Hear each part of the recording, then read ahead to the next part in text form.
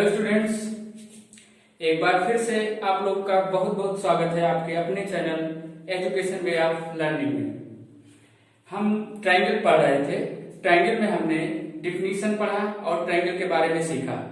इसके बाद हमने टाइप ऑफ ट्रायंगल, त्रिभुज के प्रकार के बारे में पढ़ा। आज के इस वीडियो में हम त्रिभुज का एक इंपॉर्टेंट थ्योरम, महत्वपूर्ण प्रमेय कि त्रिभुज के तीनों कोणों का जोड़ 180 अंश होता है, उसको प्रैक्टिकली करके भी सीखेंगे और थ्योरम को भी सिद्ध करेंगे कि कैसे त्रिभुज का तीनों कोणों का जोड़ जो होता है वो 180 अंश होता है। तो इसके लिए हमने एक त्रिभुज दिया है और उस त्रिभुज को इस पे भी बनाएंगे और इसके द्वारा देखेंगे भी कि क्या वास्तव में त्रिभुज के तीनों कोणों का जोड़ 180 होता है या नहीं होता है। ये केवल बुक में कहा गया तो हम कैसे मान लें कि 180 अंश होता है। तो आइए हम देखते हैं। तो हम क्या करेंगे, पहले इसको हम इसकी सहायता से इसी साइज का एक त्रिभुज बना लेंगे। एकदम इसी साइज का एक त्रिभुज हमने बना लिया।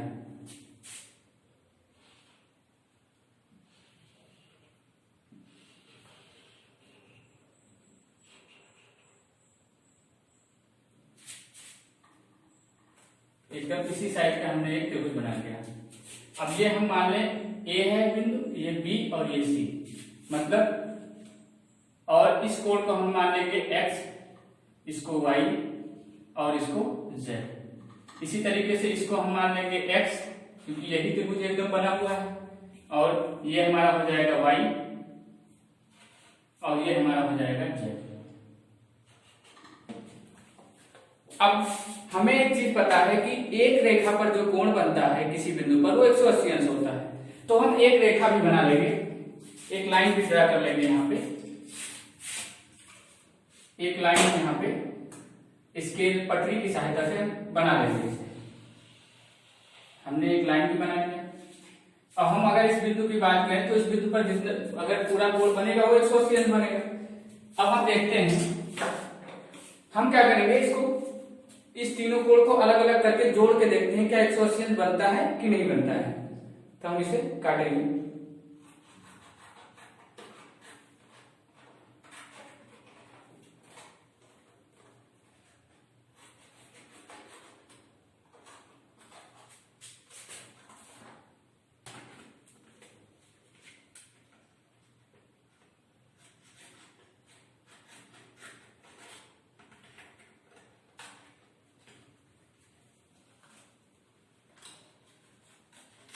हमने इसे काट लिया, इसको तीनों कोण को अलग अलग हमने कर लिया है। अब हम तीनों को जोड़ के देखते हैं। अगर हम इसको ऐसे रखें, ये हमने कर लिया,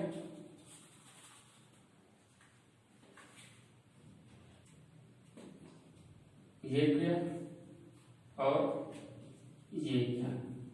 अब हम देख क्या रहे हैं इसमें कि ये तीनों कोण का मिलाकर एक पूरा एंगल बन रहा है इस बिंदु पर। और इस बिंदु पर पूरा एंगल जो होता है वो क्या होता है, किसी रेखा पर अगर किसी बिंदु पर कोण बनाया जाए तो टोटल कोण कितना होता है, 180 अंश होता है। तो इससे हम एकदम देख सकते हैं कि ये तीनों कोणों का जोड़ क्या है, 180 अंश। इस तीनों कोणों का हमने एक्स वाई और जेड तीनों को हमने ऐड किया। यही इसी के बराबर एक त्रिभुज था, उसको हमने काट के तीनों कोण को अलग कर लिया और उसके बाद में तीनों को एक साथ जोड़ रहे हैं। तो क्या तीनों का 180 हो रहा है, आप सीधे देख सकते हैं कि ये तीनों का जोड़ क्या हो रहा है, 180 अंश होता है। क्योंकि एक रेखा पर किसी बिंदु पर अगर कोण बनाया जाए पूरा, तो जितने भी कोण बनेंगे उन सबका जोड़ कितना होता है, 180 होता है। और ये देखो ये सर्किल पूरा कंप्लीट हो रहा है। तो हम कह सकते हैं कि तीनों कोणों का जोड़ जो त्रिभुज का होता है वो 180 अंश होता है।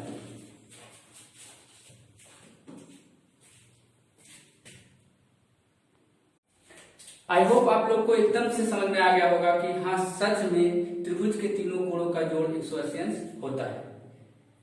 अब हमें इसे गणितीय भाषा में भी सिद्ध करना है कि हाँ, मैथमेटिकल लैंग्वेज में भी इसका जो जोड़ होता है वो 180 अंश होता है।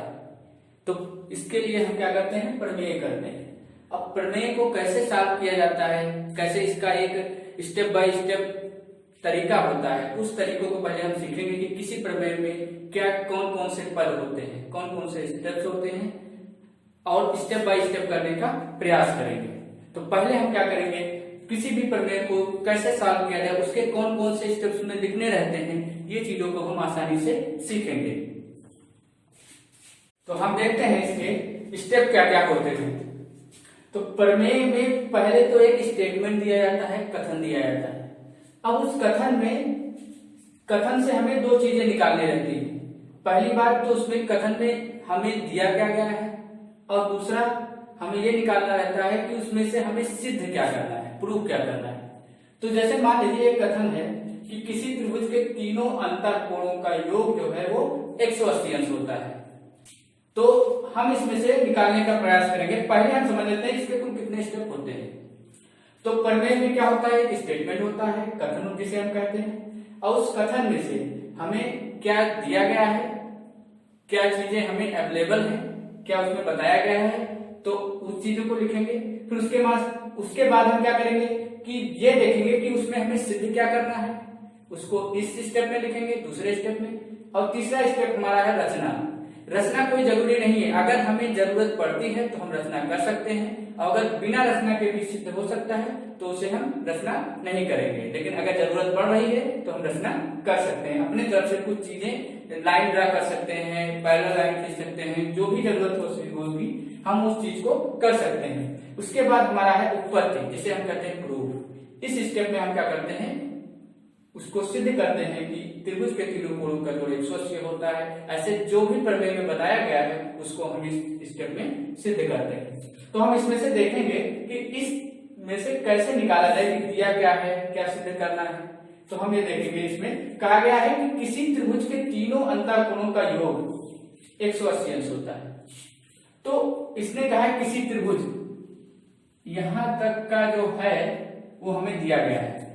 एक त्रिभुज है और त्रिभुज में तीन अंतःकोण है, तो ये चीज हमें दे दिया गया है। अब हमें प्रूफ क्या करना है कि इन तीनों को अगर जोड़ दिया जाए तो हमारा क्या हो जाएगा, 180 अंश हो। तो सिद्ध करने में लिखेंगे कि दिया हमें, लिखेंगे त्रिभुज एबीसी, गिवन दैट क्या है, त्रिभुज एबीसी। एबीसी हमने अपने तरफ से रखा है, आप PQR MNO रख सकते हो, कुछ भी रख सकते हो, ये कोई फिक्स नहीं है कि एबीसी ही होगा। तो हमने एबीसी रख दिया।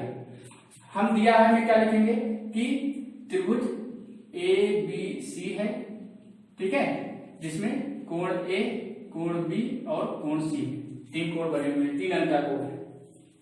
सिद्ध हमें क्या करना है, तो ये सिद्ध करना है कि जो तीन कोण बन रहे हैं इनका जोड़ क्या है, 180 है।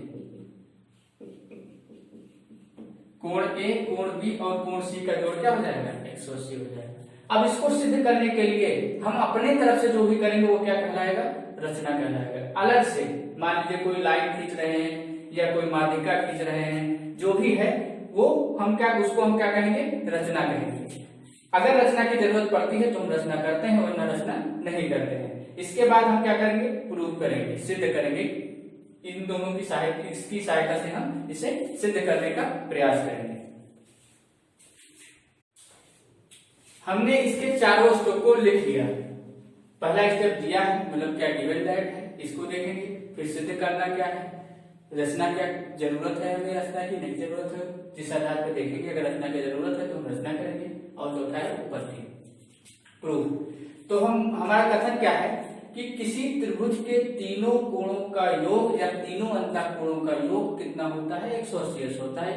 तो हमें क्या दिया गया है कि एक त्रिभुज दिया गया है जिसमें तीन अंतःकोण, सभी त्रिभुज में तीन अंतःकोण होते हैं। तो हम एक त्रिभुज ड्रा करेंगे, कोई भी त्रिभुज ड्रा कर सकते हैं, और इसका हमने नाम ले लिया ए, बी और सी। तो हमें क्या दिया गया है, त्रिभुज ए बी सी, ठीक, जहां इसमें क्या है, कोण ए है, कोण बी है और कोण सी है, ठीक। हमें क्या करना है, सिद्ध करना है कि जो ये तीन कोण बन रहे हैं इनका जोड़ जो होगा वो क्या होगा, 180 अंश होगा। तो हम क्या करते हैं, मतलब सिद्ध करना है उसे लिख देंगे। क्या लिखेंगे, कोण ए प्लस कोण बी प्लस कोण सी बराबर 180 अंश। ये हमें सिद्ध करना है, ये हमें सिद्ध करना है। अब इसको करने के लिए हमें रचना की जरूरत है, यहाँ पे हमें रचना की जरूरत है, क्योंकि एक तरीके से समझ सकते हैं कि अगर इसके ऊपर एक छत खींच दें, मतलब एक पैरेलल लाइन खींच दें, एक ऐसी रेखा खींच दें जो बीसी के समांतर हो, बीसी के समांतर हो, तो हमने क्या किया, MN, एक रेखा MN खींचा जो बीसी के समांतर है। अब हम लिखेंगे क्या, जैसे हम बोल रहे हैं वही लिख देंगे, लिखेंगे कि रेखा इस तरह लिखेंगे कि बीसी के समांतर रेखा MN खींचा, बस। बहुत ज्यादा कठिन नहीं, बहुत ही आसान है, कुछ नहीं, जो जो हम करते जाएंगे वही रचना में लिखना है। इसके बाद हमें प्रूव करना है, तो हमने क्या किया है कि MN के समांतर BC खींचा है, तो हम लिखेंगे कि MN जो है वो पैरेलल है BC के, MN रेखा BC के पैरेलल है। तो हम इसे अपनी सुविधा के लिए, इसको हमने x मान लिया, इसको y मान लिया, इसको हमने y मान लिया अपनी सुविधा के लिए, ताकि प्रूव करने में आसानी हो। ये जो है MN रेखा BC के क्या है, समांतर है। तो हम अगर देखें कि एक समांतर रेखा MN है और ये BC है, और इस रेखा को ना देखो, अगर इस रेखा की बात करें तो दो समांतर रेखा को एक तिर्यक रेखा काट रही है, तो दो रेखाओं को एक तिर्यक रेखा जो काटती है तो एकांतर अंतःकोण बराबर होते हैं। तो एकांतर अंतःकोण कौन कौन से बने हैं, ये कोण जो है ये इसके बराबर होगा, क्योंकि ये दोनों क्या है, एकांतर अंतःकोण है। तो हम यहाँ पे लिख सकते हैं कि एंगल, इसका नाम क्या होगा, C, अब इसको O मान लो, या A है ही यहाँ पे, CAN या NAC, हमने लिख लिया NAC बराबर होगा किसके, कोण Z के, एंगल Z के बराबर होगा। इसी तरह अगर हम इस तरफ देखें, इसको अगर ढक लें तो ये भी एक पैरेलल लाइन है इसके, और ये क्या है, एक तिर्यक रेखा काट रही है, तो ये जो कोण होगा हमारा वो इसके बराबर होगा, y के। तो हम लिख सकते हैं एंगल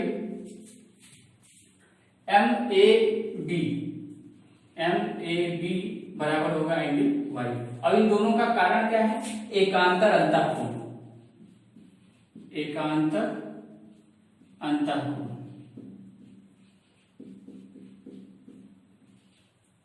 दोनों को एक साथ ही लिख देंगे। अब हम ये देखते हैं कि अगर ये z है तो ये भी हमारा z हो गया, और ये y है तो ये भी y हो गया। अब हम देखेंगे कि रेखा MN रेखा पर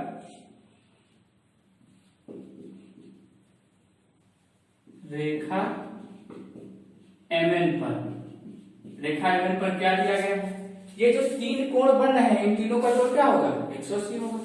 तो हम रेखा MN पर लिख सकते हैं angle NAC plus angle MAB plus, और ये पूरा कोण जो बन रहा है BAC, एंगल BAC बराबर क्या होगा, 180, क्योंकि एक ही रेखा पर बने समस्त कोणों का जोड़ क्या होता है, 180 अंश होता है। एक ही, या कह सकते हो रेखा पर बने सभी कोणों का जोड़ का योग 180 अंश होता है।